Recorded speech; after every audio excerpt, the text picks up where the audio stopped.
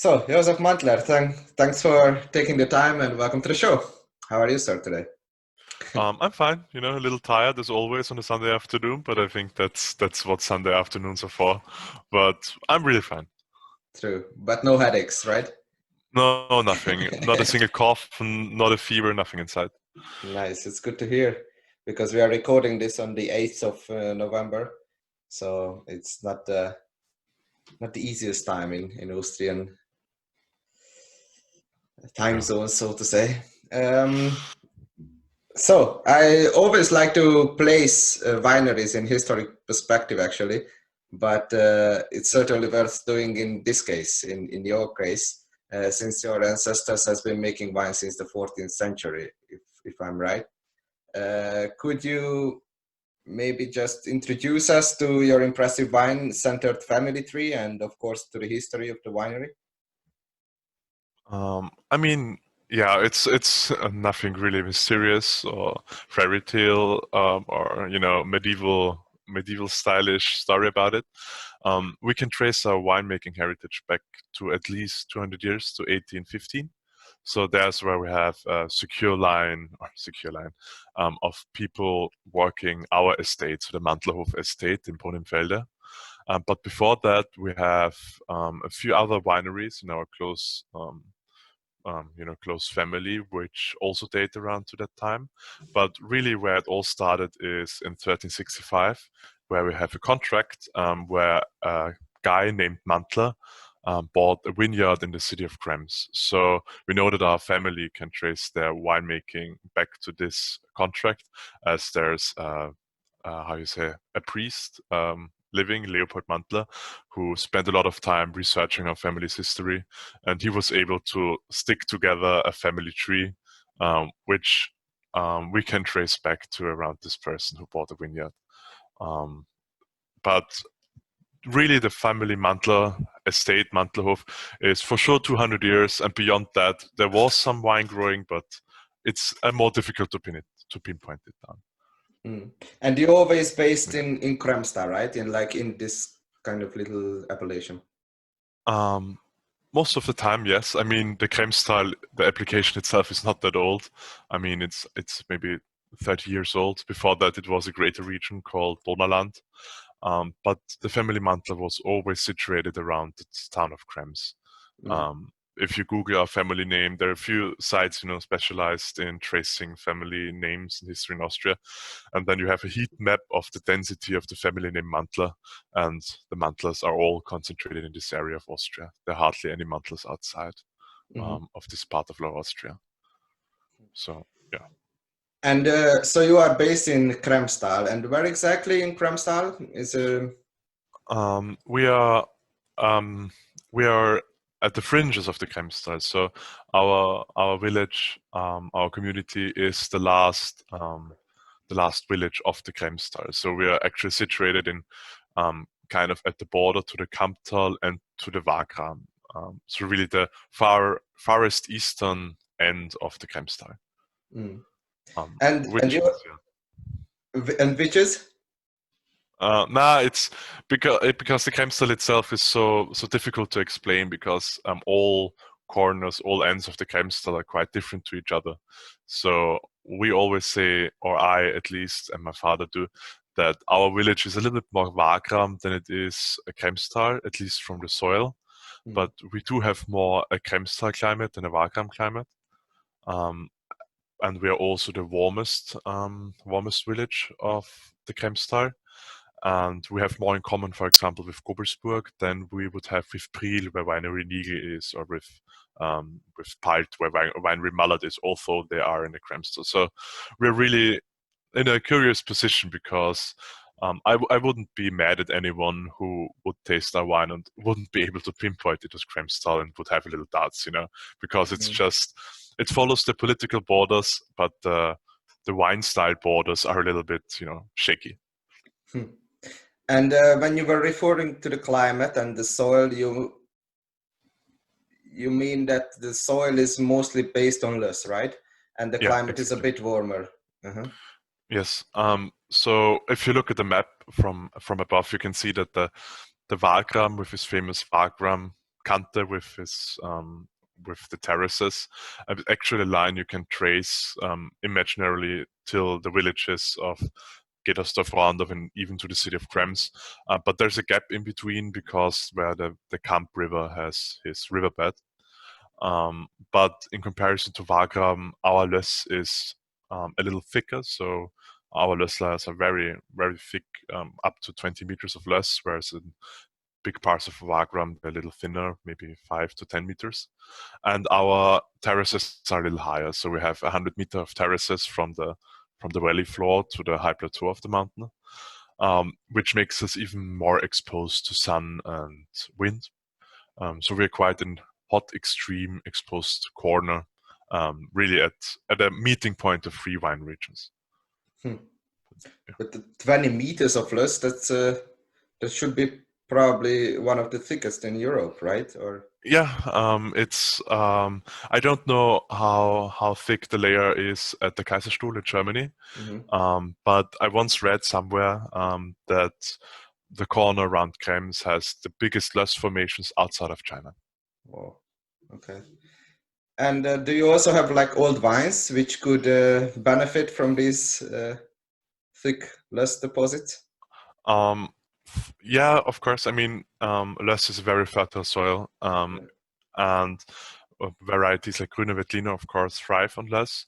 But unless you could plant literally anything, and not so much the loess, but the very exposed sides of our mountain and the hot climate makes it very suitable for quite some old Austrian varieties like Roter Veltliner and Neuburger. But I could also imagine varieties like Vermint or even Nebbiolo or some red wine varieties really thrive in our corner. But we focus on the white wines and the old white wines, of course, because they are far more fun and easier to produce than red wines. Wow, it's interesting that you mentioned Nebbiolo because it's either limestone or kind of sandy soil in Barolo, right? But but why do you think? Yeah. Because loess is kind of clayey, sandy deposit soil, right? Loess is a grinded down limestone. Okay. So there's a lot of lime in the soil, and because I mean. The limestone is a little bit more dry normally. I mean, it's the thing of stone. But as we don't get a lot of rain, I could imagine that Nebbiolo maybe works. But it's just, a little thing I once had the idea and I can't let go of, at least till I try it. So you like to drink Nebbiolo in your free time? Yeah, it's probably one of my 2 favorite red wines. So together with Blaufränkisch. Okay. You also drink Blaufränkisch from Austria and Germany and Hungary, Slovenia, or you just stick to the classics, so to say, to the Burgenland? I mostly stick to the classics with Blaufränkisch, but I always I try to keep track of what's happening across the border in Slovenia and Hungary, because there's happening so much, and the speed at which the quality improves over there, it's amazing. So I try to keep track, but I stick with the classics for most of the time because they're easier to get, easier to obtain.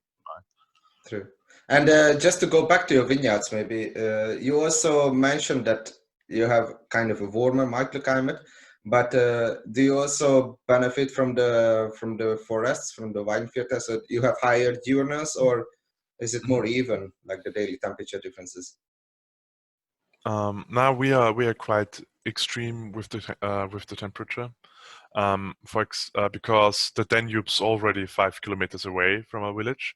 It seems very close, but it's really like going the different from our point, it's like really the Danube is starting to go a little bit more south, and we're like starting to go a little bit up north of the mountain. And so we don't have the smoothing influence of the Danube who takes away the temperature peaks like the Wachau Valley does. So I would say we're really a continental climate where we have the extreme differences between especially summer and winter, but also during night and day, as you mentioned, the the cooler climate from the north, like from the Weinviertel and from Czechia and the Waldviertel, are coming down in the night, which leads to more temperature difference between night and day. But yeah, I mean, if you look at the past few summers, like 17, 18, and 19, this effect was, yeah, sometimes you didn't really feel a difference because it was just so hot. But in more normal years, the difference is really feelable as well. If you go out in the night, you have really the feeling of it's all cooling down, which is really nice. And how many hectares do you have now? At the moment, we work 13 hectares. In total, we have 15, but 2 hectares are, young vines we replanted the last 2 years. Okay, and or like most of them are terraced vineyards, right? I say 80% are on the terraces and 20% are on the high plateau or at the foot of the mountain. Okay, and what does it give to your vines to like in this microclimate to work on terrace vineyards on the soil on the eastern part of the Kremstal? So what is maybe your typical taste or what you can get out of this climate, what you can actually taste out? I mean, I think the key component of the characteristic of our wine is that the loess always gives a little bit more grease. There's always a little bit more substance just because the soil is very fertile. So they start with a little head. They have a little head start in the new year because they're a little bit more full-bodied. And then through the difference of day and night temperature, it's good for aromatics. So normally you would be able to produce fresh, drinkable light wines, for example, which don't feel empty or watery because you have this little bit of a body always from the loess. But our personal style of wine is that we aim for wines which taste, where you can feel or taste the handwriting of the winemaker. We don't want to produce the wines which are very comparable. So, there are some wines especially in the supermarket, the entry level, which there are 10 different producers, but they kind of all taste the same because they use the same lees. They have temperature controlled fermentation where everything gets cooled down to the same level across all wineries. And we really try from the entry level to the top level, we try to make our own style. We spontaneous ferment, we let the wine be itself in the cellar. So if the temperature goes up and down, it's fine with us as long as the fermentation is going and as long as the peaks are not too extreme. And I think that the result is a wine style where you have the loess influence, of course, with the full body. You have a nose which isn't too loud, so we don't aim for something that really flowers you in the nose because normally, it's too much. If it's too much in the nose, maybe the wine promises something which it then can't keep up on the palate. But we want to have a nice, decent nose which is multi-layered, and then in the taste it should be drinkable still. So even the top wines shouldn't be so heavy and so complex that you can't understand them at the normal drinker. We want professional drinkers to have fun with it, and we want to have entry level just normal people drinking the wine and thinking, yes, that's something I can drink. That's something I like. I always despise wineries which say our wine is too. If someone criticizes the wine and they just say, "Nah, it's too complex for you to understand," it's bullshit. There is either drinkable wine, great drinkable wine, or there's not great wine, because if a wine's not drinkable, it can't be great. In my logic. So that's the style we aim for, and I hope we produce it in some way, as I hope the customer understands that and can taste that. Well, I cannot speak for everybody, but I certainly understand this, and I'm actually a great fan of your Roter Veltliners and also Neuburger. I also tasted the homage, and I also want to talk about this later, but I still have maybe an important question in terms of viticulture, because you work organically, right? Yeah. Since when? We are officially certified since 2008. With 2008, we are not the oldest organic wineries, oldest organic winery, but we are a little bit before the big hype. But for us, it was never a marketing question, so we don't have organic wine anywhere big on the front label. But in 2002, we had a big flood in our village. So the river Kamp flooded the whole area. And it was like, a little ground zero for us, where we saw you can't work against nature. Nature just gives us a big punch in the face. So why even try? And then we said that from this ground zero, from our flooded house, our flooded properties, we said we have to change something, and that's like, let's make it official. Let's go organic. Then we started the certification process. But before that, we had quite some sustainable or organic, ways of working. My grandfather already stopped using pesticides and herbicides because he just didn't like the look of it, the look of the dead plants in the vineyard. I mean, very early he had the feeling that I wouldn't put these things on the things I eat, so why would I put it on the things I later want to drink? So there were a few sustainable practices in our winery already, but with the flood in 2002, we made it official. We started to certify, and I think that's the point which matters, when you make it official.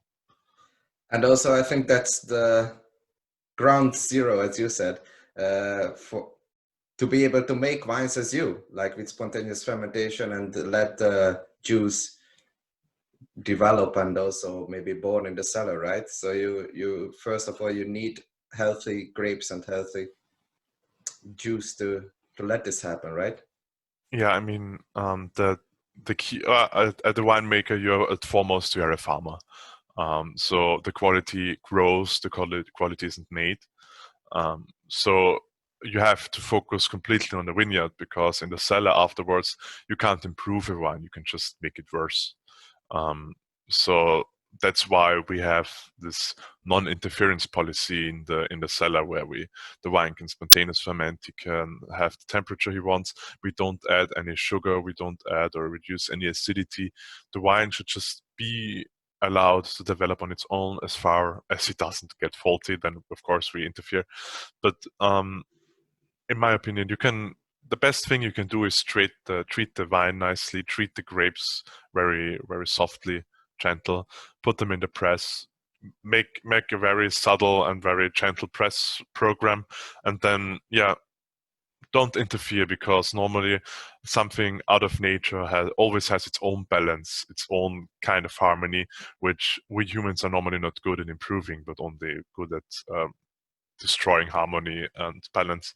So that's like our thought process, which goes behind our philosophy.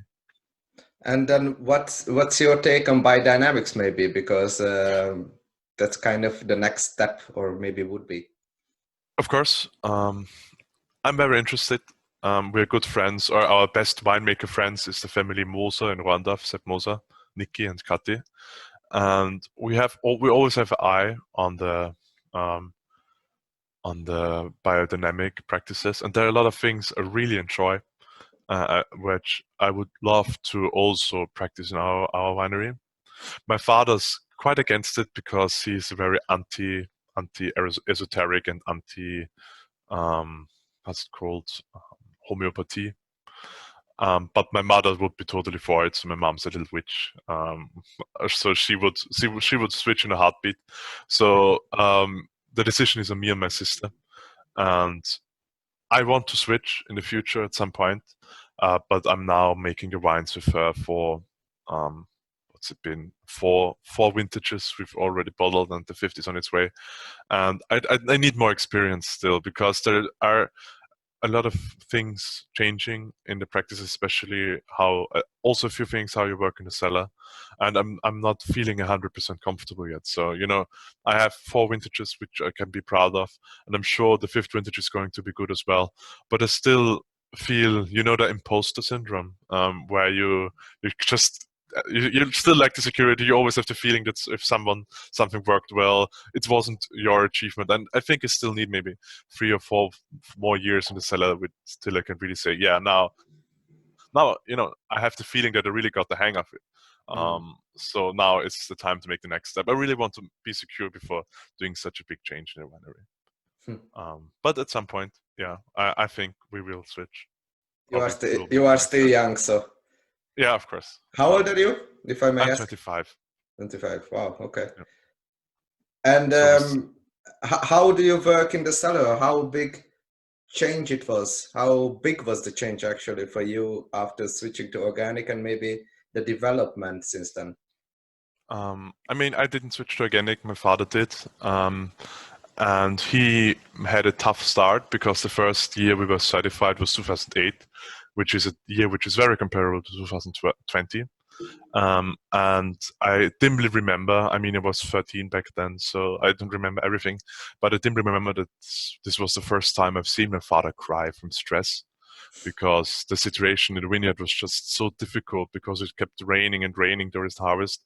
You made a negative selection, took out the botrytis in the vineyard, and the next day the same amount was fouled again, was foul again, which was, every producer who switches to organic has one of these years in the first couple of years he works, well, where it's really difficult and you don't know how to go. But once you make it through this year, you'll be able to accept that you just can't control nature. And if there is the conditions for a certain wine or grape fungi or a certain disease, the disease will be there because it's surrounding, it's just its environment, it belongs there. And then um, you can't fight against it. You can just fight to reduce it, to hold it back a bit. But you'll have to get used to the look of one or two rotten grapes in a vineyard. That's just it. That's nature. And then is the point where you just need very good employees, a very good harvest team, who know what they're doing to select them out, which we fortunately have. But I think to get this acceptance that the grapes won't be perfect in an organic vineyard, because some years are just difficult and impossible to maintain perfectly healthy grapes. Once you've accepted that, it gets really easy, because I think we done great in the vineyard, even in 2020, where it was similarly difficult. We started, my sister and I, in 2016, which I would put on the difficulty level a little bit below 2008. So it wasn't that bad, but it was still for the first vintage, ever doing it on our own. It was still very difficult. But I think because 2016 was a challenge, we really are more relaxed than other winemakers in our age, who are not alone in the cellar, because our father really is out of the game when it comes to production.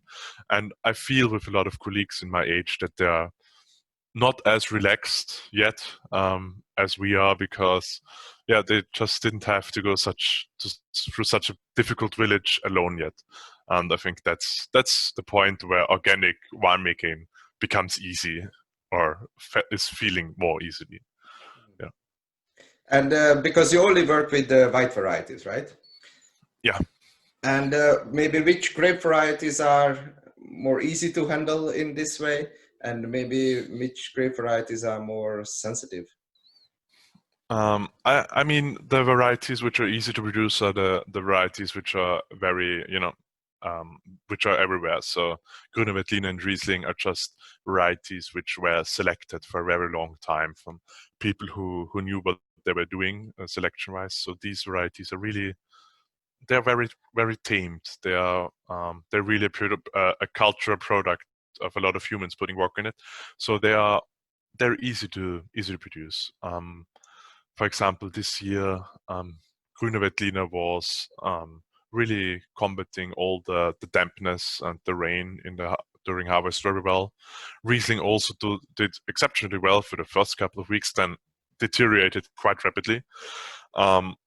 So these varieties are easy to work with. For example, Chardonnay. Chardonnay is such an easy variety because it's just, I mean, there's a reason why Chardonnay is produced globally. It's just easy to produce. It just does what you want them to do. And then on the other side, the old varieties, for example, Gabber Muscatella, Roter Veltliner, Neuburger, which have been in the area for a long time, but never, got the broadness, never got the spotlight.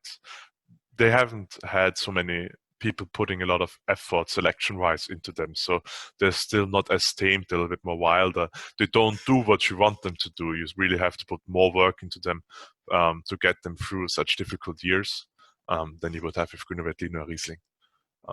Yeah, so our biggest problem this year was Gabber Muscatella. we had 60% loss in the vineyard because of the heavy rains. Not only we, all of Austria did.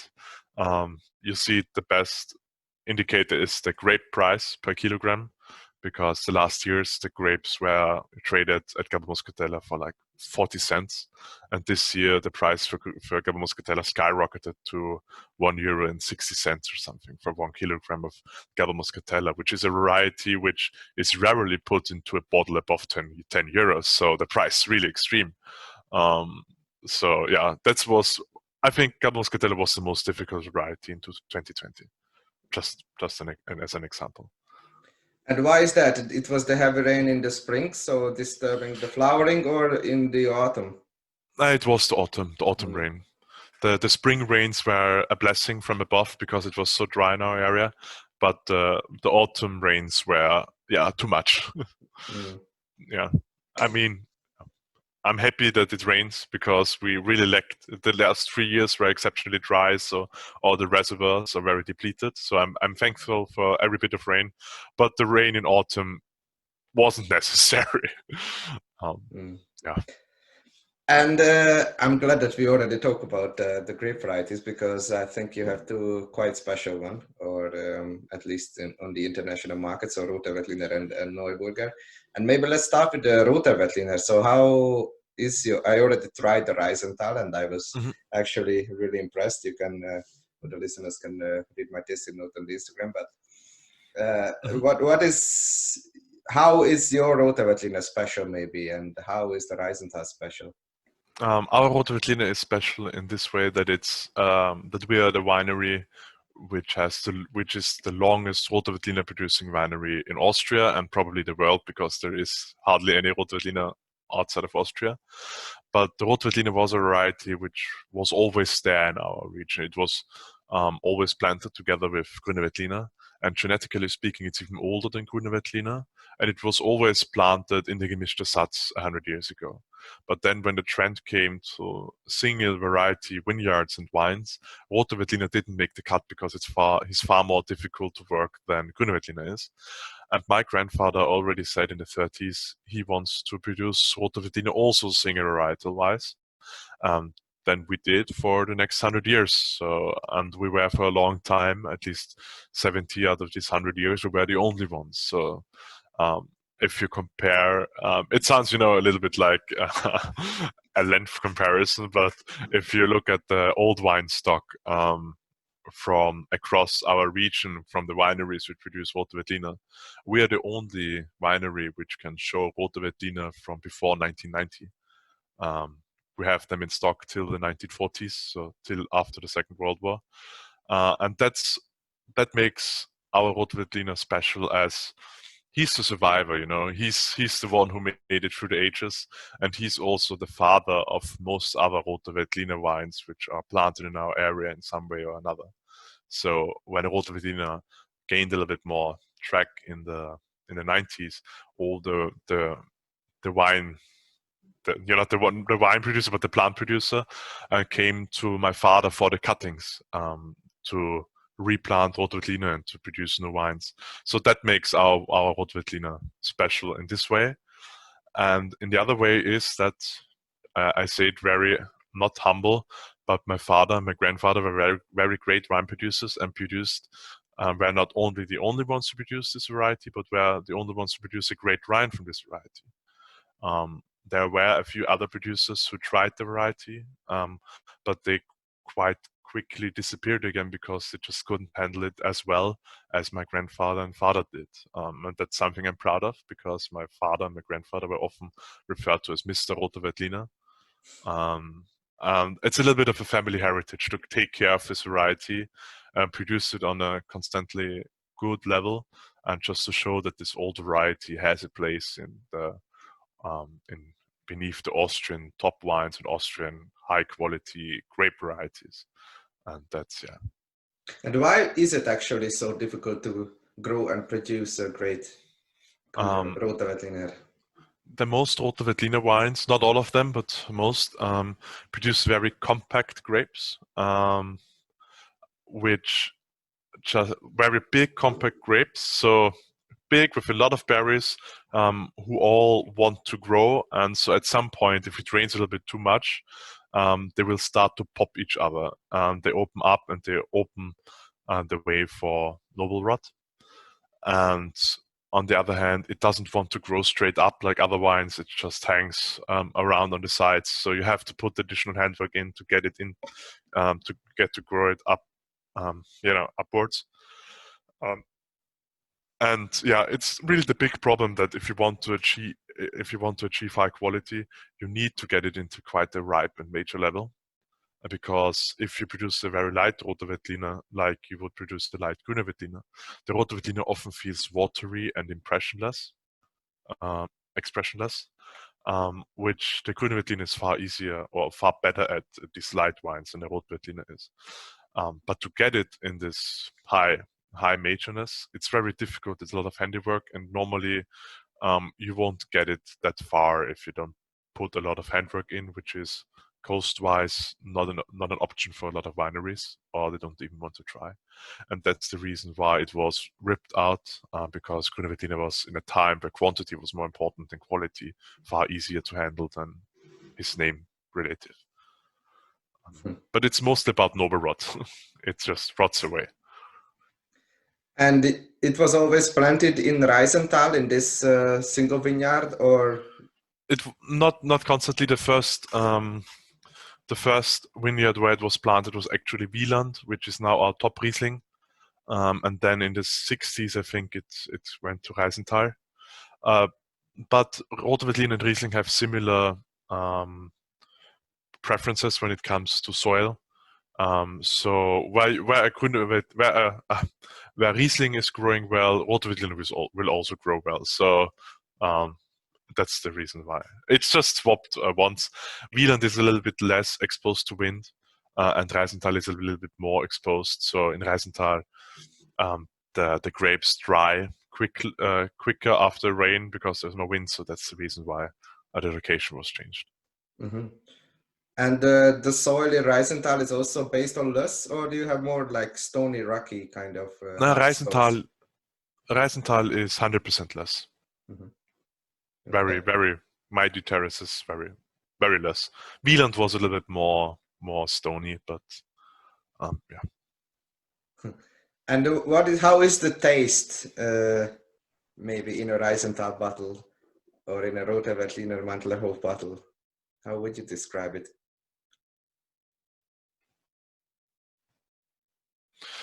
Roter Veltliner, in comparison to Grüner Veltliner, has less acidity, so it's a little bit more smooth, a little bit more broader. I think the word to describe it best is creamy. And to understand why that is so, one must know that Roter Veltliner is, out of all white wine varieties in the world, the variety which produces the most extract, so the most body, and you really can feel this bodiness, this creaminess. And compared with the loess soil, which always gives a little head start in full bodiedness, it just produces a very creamy, broad wine,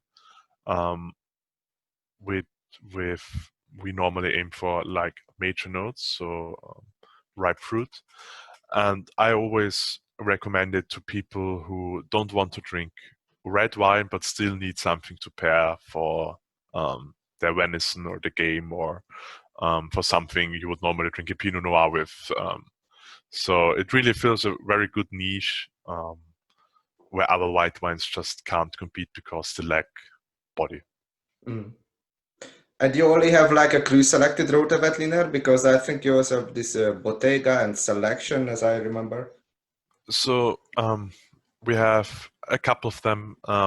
Most of them are Reisenthal, because we only have 2 Roter Veltliner vineyards, in total 4 hectares, up to close 4 hectares, but most of them are in Reisenthal.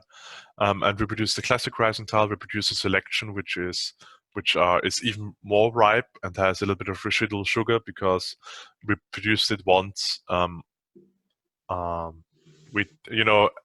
As an accident, it just had a little bit more sugar than normal, and it worked very well in gastronomy. So we try to produce it to continue production.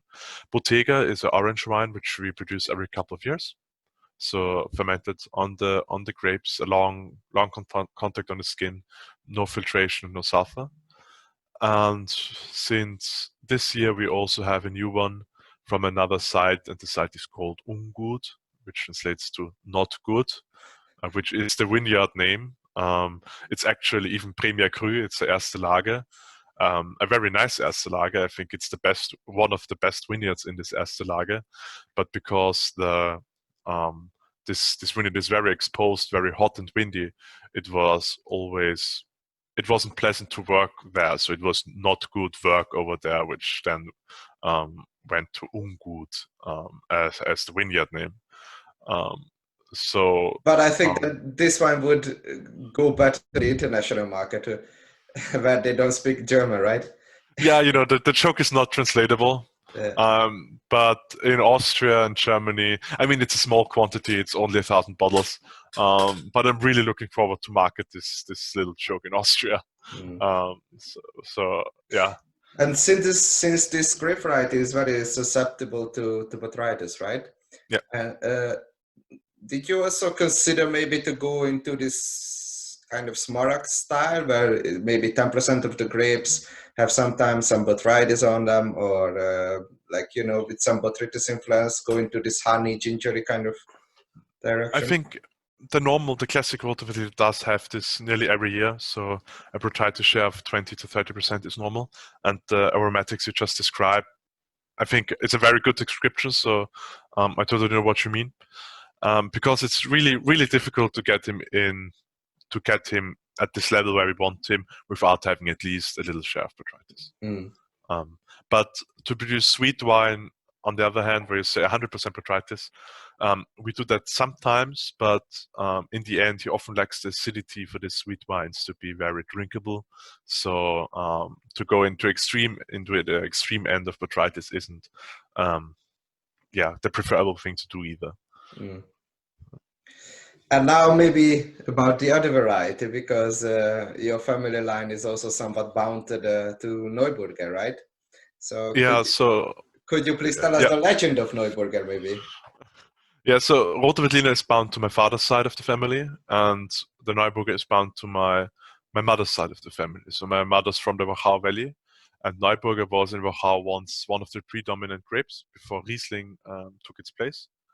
And there are a few legends how the Neuburger came into the Wachau, because its original origin is somewhere in Romania at Siebenbürgen, at least according to genetics.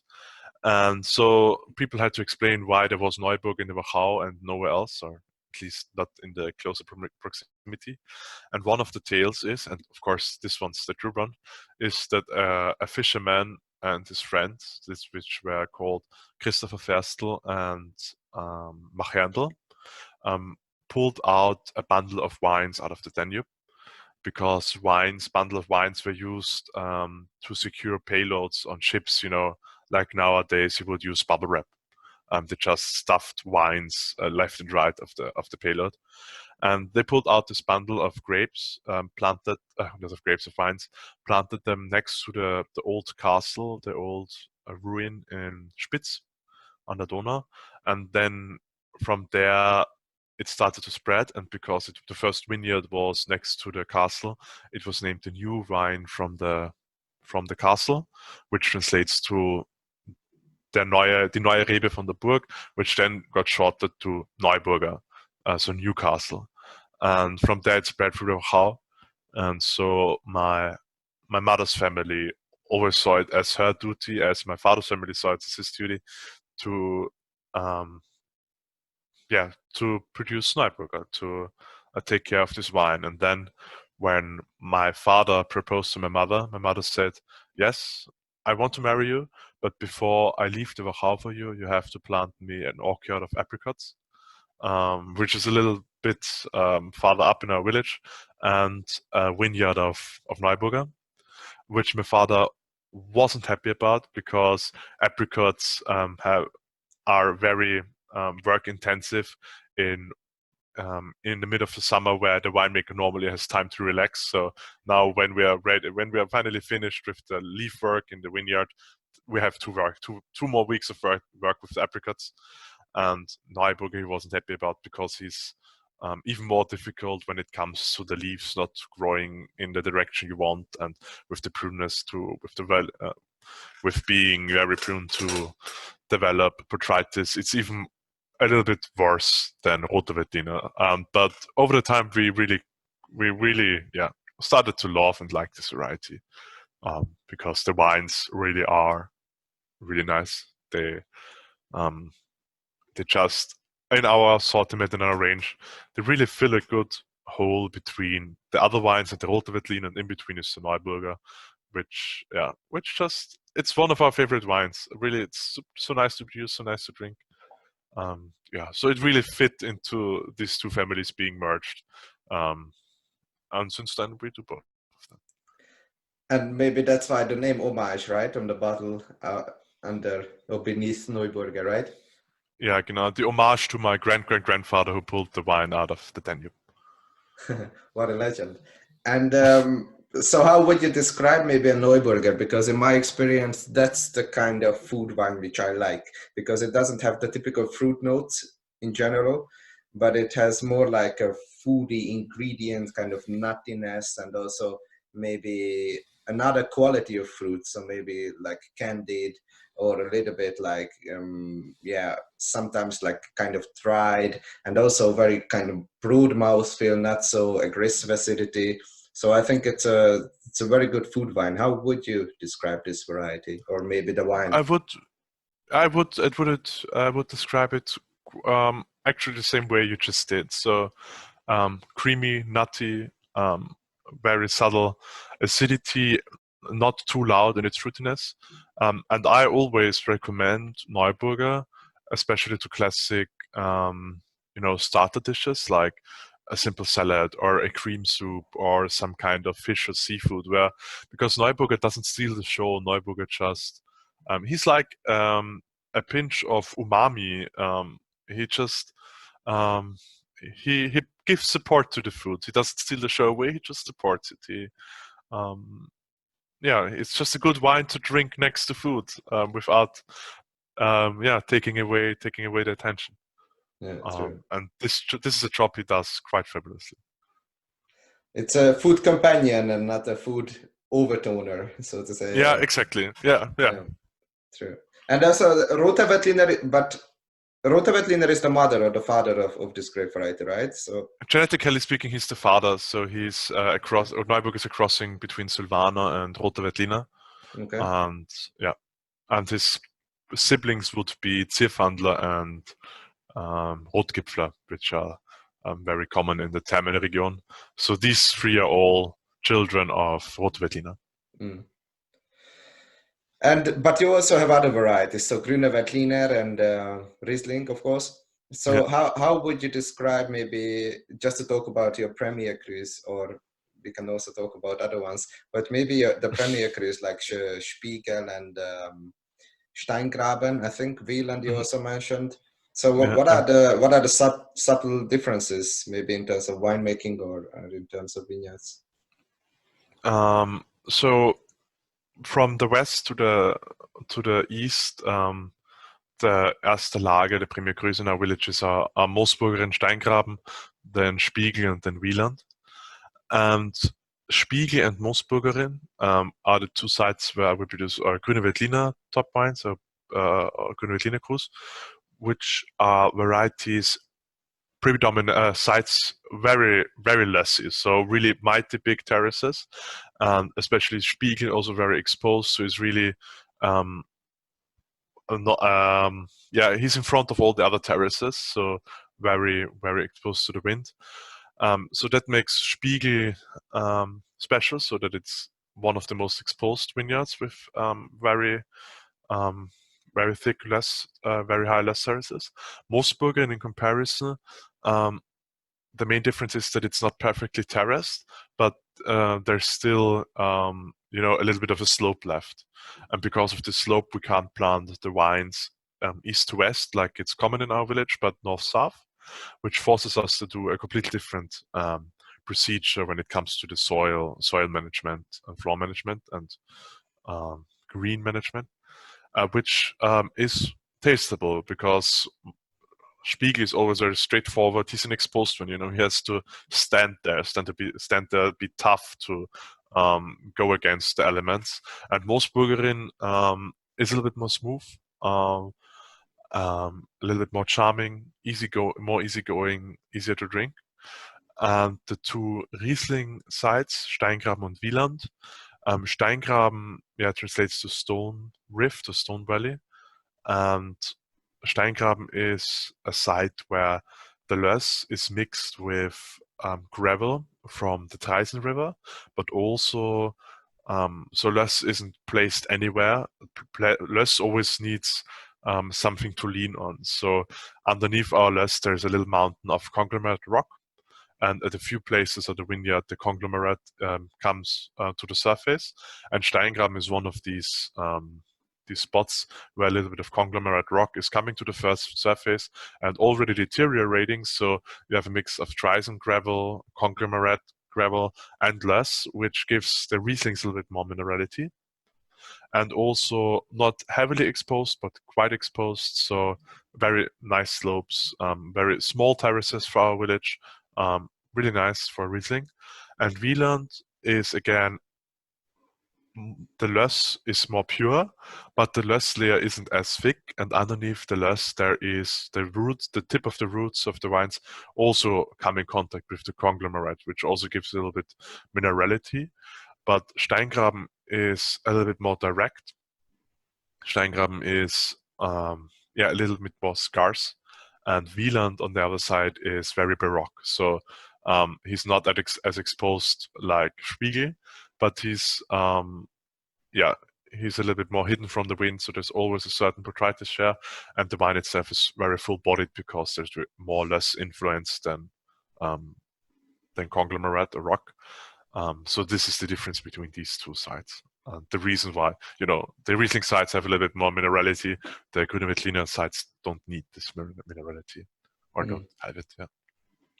And in the cellar, you work with all these varieties in the same way, and with all these sites. We treat them all more or less the same, to be honest. So we don't really differentiate. The only thing is that while pressing, you have to work a little bit different with Neuburger and Roter Veltliner than with Riesling and Grüner Veltliner. That's the same reason before, because Grüner Veltliner and Riesling are very easy to press. They are very tame varieties. They do what you want. But Neuburger and Roter Veltliner are very fleshy varieties. So you have to macerate to let them soak on the skin and the fruit flesh for a little while to really get juice out of them. In comparison to the other varieties. So with Roter Veltliner and Neuburger, you'll always have a little bit of maceration and skin contact, whereas with Riesling and Grüner Veltliner, we mostly work with whole grape pressing. Mm-hmm. That's like the main, or the only difference in the cellar between the varieties. Mm-hmm. And then you ferment in stainless steel? Everything stainless steel, yeah. And then after that you work with a Stückfass or fruiters?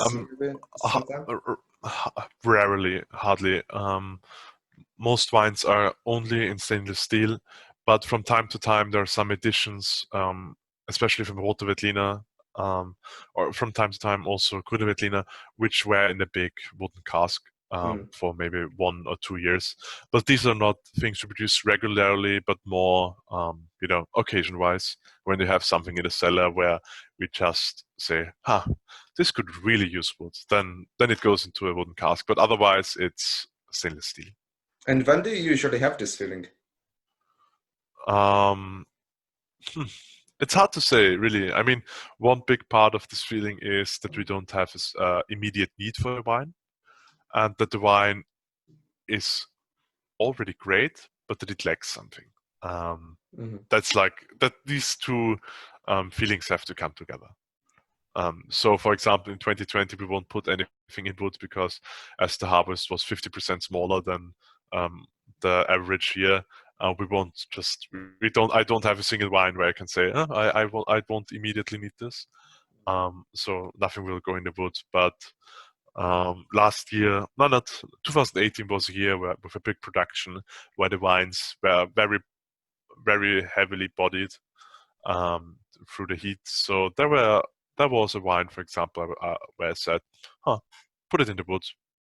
We won't need it immediately, and maybe it lacks a little bit of structure, which maybe the wooden cask can give it. But yeah, it's really just stomach feeling in the end. Mhm. So 2020 will not be your favorite vintage in your book, right? Oh no. On the contrary, I think 2020 will be a great vintage. I mean, Okay. you always have to. You're always a businessman as well. As a winemaker, you can't only be um, the weird guy being in the cellar and just being all about quality. I mean, that's what's the fun part, but you always have to think business-wise as well. And economically, 2020 won't be my favorite year because, yeah, Corona crisis, lots of loss in turnover, and um, yeah. But wine-wise, I think 2020 will be awesome. Um, it was a very difficult year, very challenging year. All our old nemesis in the vineyard, all the fungi which trouble us, were there and were there strongly. Heavy pressure, but we really managed to get healthy grapes into the autumn. And then at the beginning of autumn, the heavy rain really made it challenging as well. It was never easy this year, and then we had all the region had a problem with vinegar infection in the vineyard at the beginning of harvest, and it was difficult to get the wines into a major state. Um, in my opinion, it wasn't a year where you could be lazy in any way, or lazy is not the right word, but it's okay. Um, you can't you can't do harvesting by machine because there was so much rot and a little bit of vinegar everywhere that you really need a good team to really select everything bad out of the grapes. So we do no machine harvesting because we don't believe in it. But in this year, I think that it's not good for quality to work with the machine.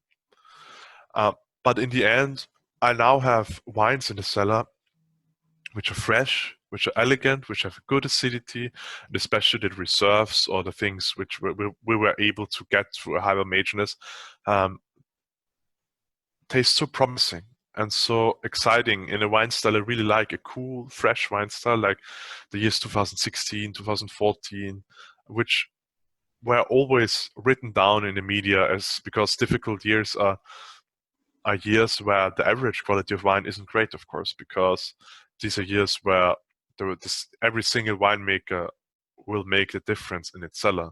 And these are the years where the good wineries separate from the not so good wineries, because a winery isn't great when it can produce great wines in 2017 or 2019.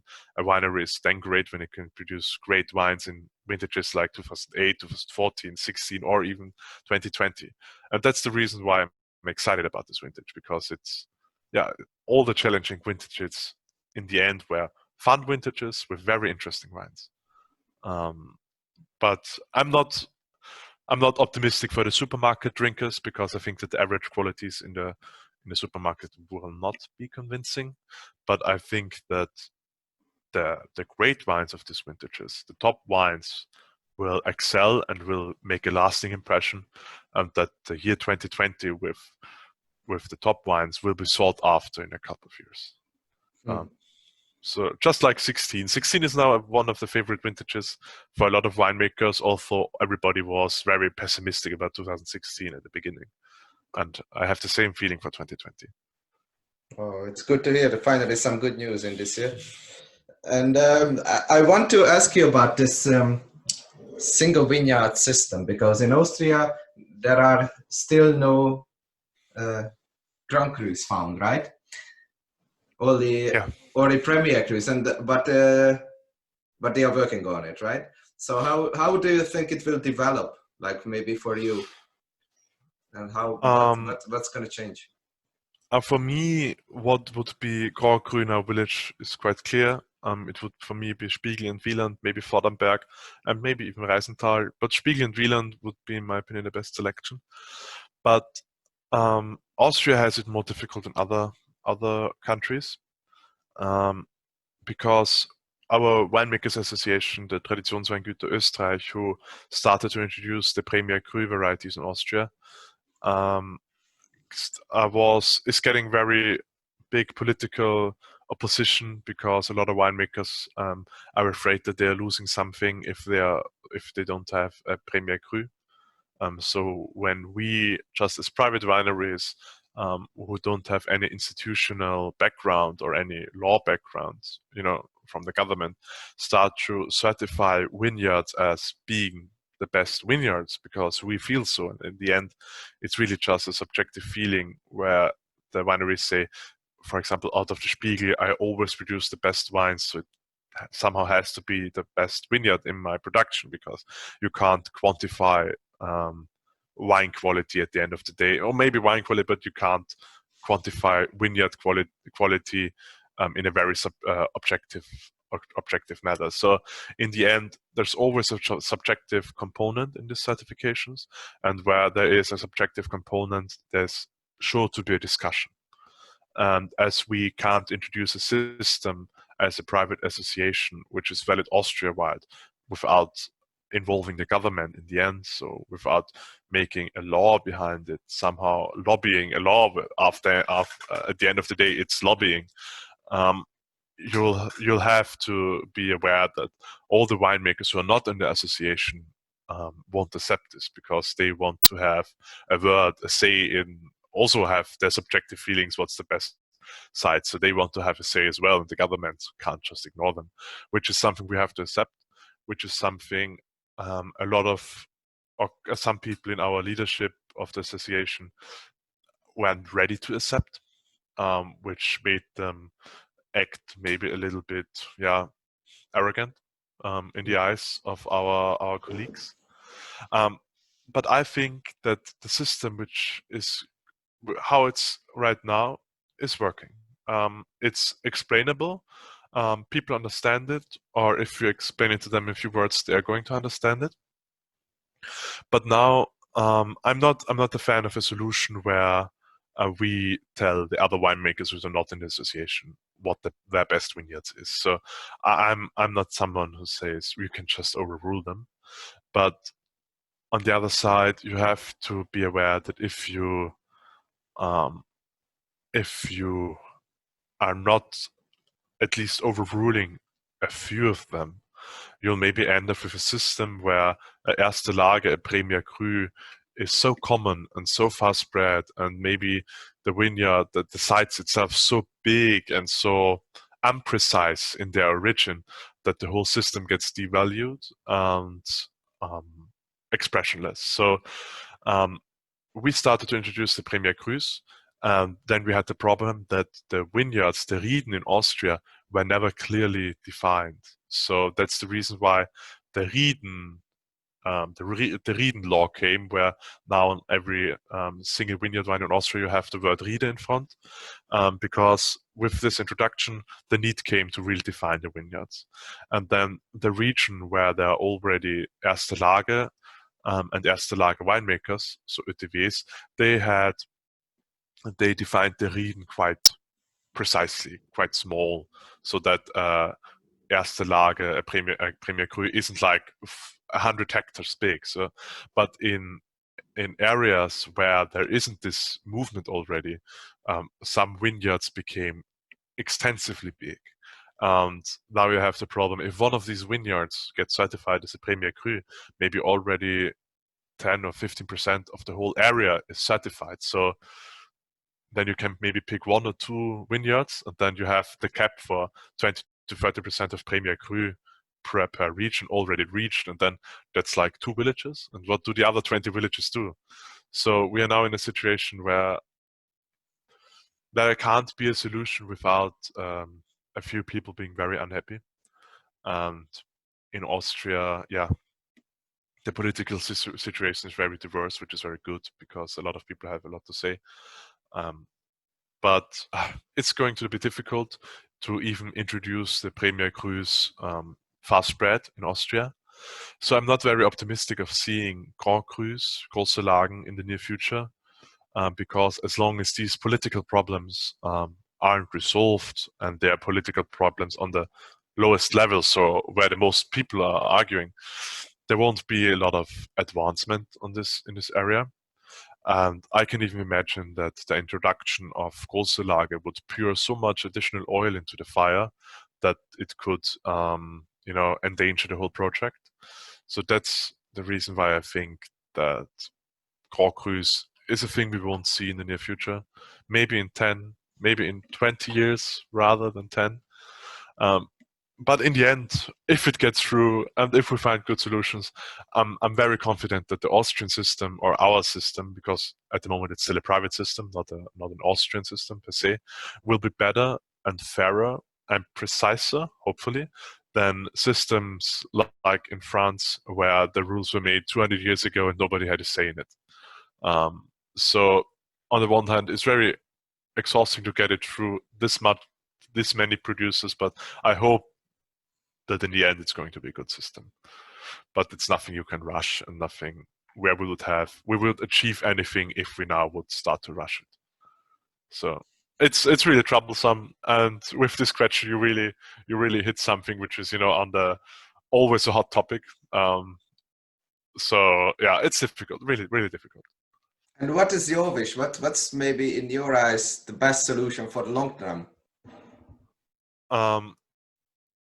The best solution, I mean, I'm a fan of single vineyards. I like to have a precise origin, not because I'm a wine freak and I pride myself in being able to guess some obscure village or site in France, which I'm not able to. But it just gives a certain feeling if you have, say, this vineyard is coming from a very certain place with very certain emotions, very certain histories connected to it, because wine is a very subjective product. And my ideal solution would be that all the rules combined with the DAC systems, for example, are just being let go. That the DAC is just saying typical, nothing less. So no rules with varieties, no rule with alcohol level, sugar or acidity. Just a sign of a DAC wine is something typical, and then you have the Rieden wine, which is just something better out of this region, And someone shouldn't be then having a wine name like Grüner Veltliner, Riedspiegel, Erste Lage, 1 ÖTW 2018 Weingut Mantlerhof, which is such a long name for one single wine where, very simple, everybody will understand, of course.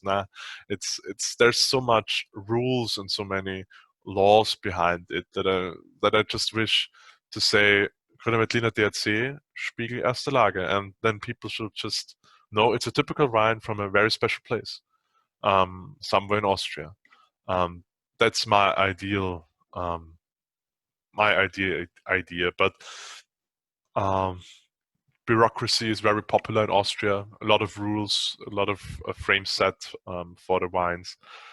So it won't happen in this way. But I hope that at the end, the wine will be able to just speak for its own origin without being plastered with any law signs and stamps on the front label that there's too much just but that's really future melody.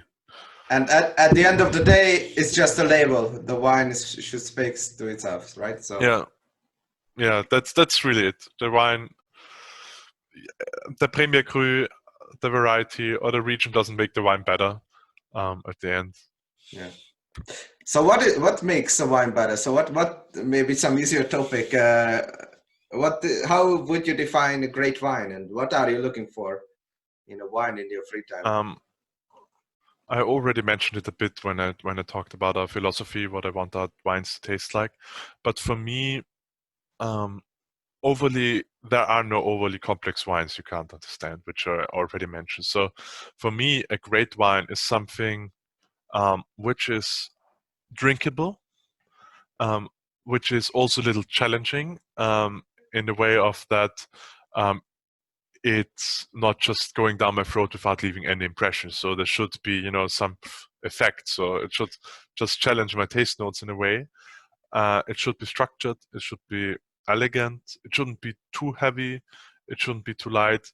It should just be fun to drink. Something I would crave a second glass, not because it's sweet or not because it's just easy to drink, but because I want to relive an experience I just had. Um, the same thing with a good cigar or a good whiskey or a good dish. Um, at the end, wine is an experience I want to relive, an experience I want to relive without it knocking me down, without it really giggling me up. It just should be a very pleasant experience. I want to repeat, and a pleasant experience I want to talk about. Um, that's what I really look for in a wine. And And besides Barolo, where do you find usually these wines? um, whew, um, I at the moment I'm really looking for are looking for I'm tasting a lot of for mint because I want to plant a variety. Um, I also buy a lot of Czech Republic, Slovenia, Slovakia because there's a lot of things happening there. Very great price quality ratio in these countries. Very interesting stuff being produced. Of course, Austria, because Austria still has one of the best price quality ratios in the world, and there is a lot of great wine in Austria.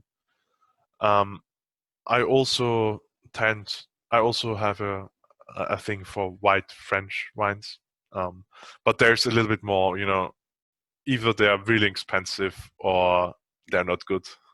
Which is the price quality ratio in France is terrible. Northern Italy with Friaul regions, or the regions bordering to Slovenia. I always forget the name. These are the wines I'm going for at the moment. I'm not. I'm.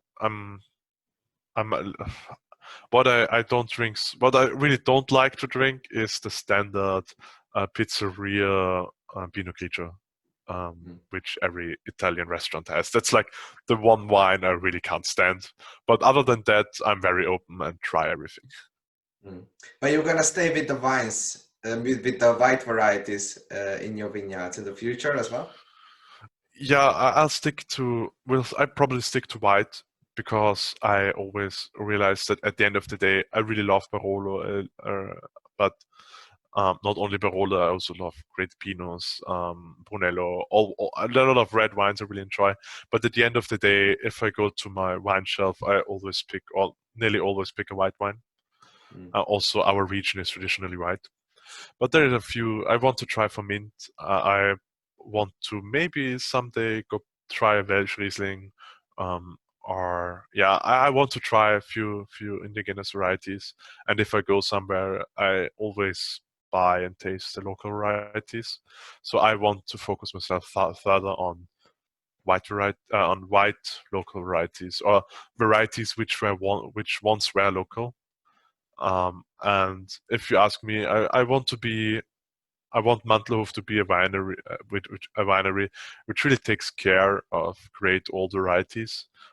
This is an aspect which I want to enhance passion-wise, because that's where my passion is. I don't know if it makes or will make economically sense business-wise, but that's the thing I want to do wine-wise. So I'm very happy with where we are right now, but I think we can be more happy still.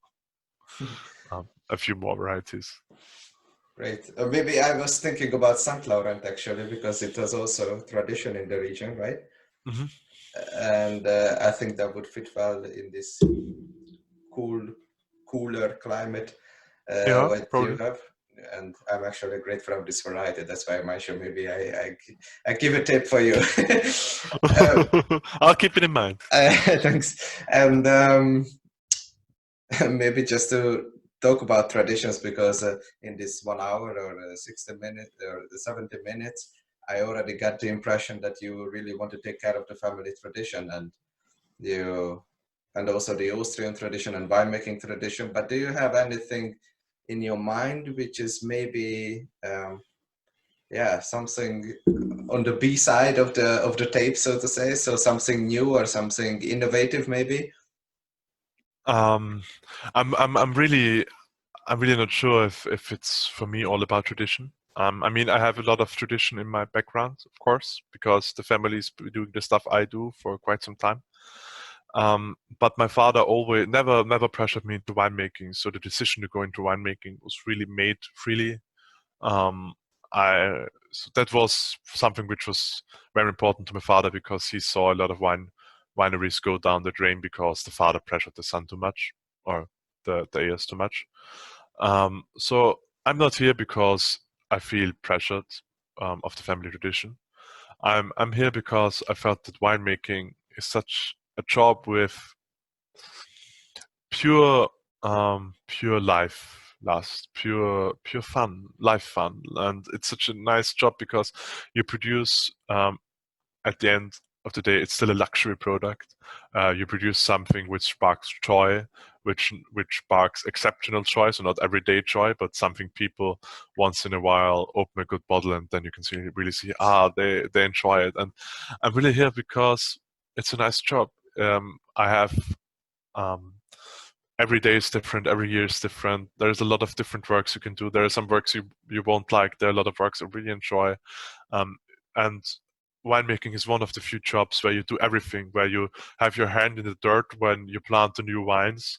And at the end of the day, you're flying to New York City to sell the wine. So you do all by yourself. So that's why I'm here. That's why I'm doing the job. And to do innovation in wine growing is a little dangerous, I think, because um, if you really want to leave a mark in the wine scene, you have to be continuous. You have to be continuously good, and your style has to be, um, recognizable. Because if you're always trying the new thing and always being innovative, you'll be switching styles and switching wine so quickly that the people won't keep up. So I think in wine growing, the big innovations are up to the bigger producers, where the role of the smaller producers is to just produce great wine continuously. Because if you look at the wineries which are really considered great, they are not really innovative. They're just doing the thing they've been doing for a long while, but they're doing it exceptionally good. Big French Bordeaux wineries are still storing the wine in concrete casks because they've done so for 100 years, and why change a working system where they can charge $800 per bottle?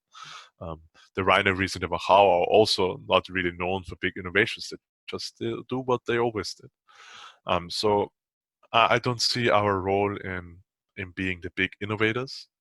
But every year there are a couple of liters of wine, maybe it's 1,000, maybe it's only a couple of hundreds, where you play around in the cellar.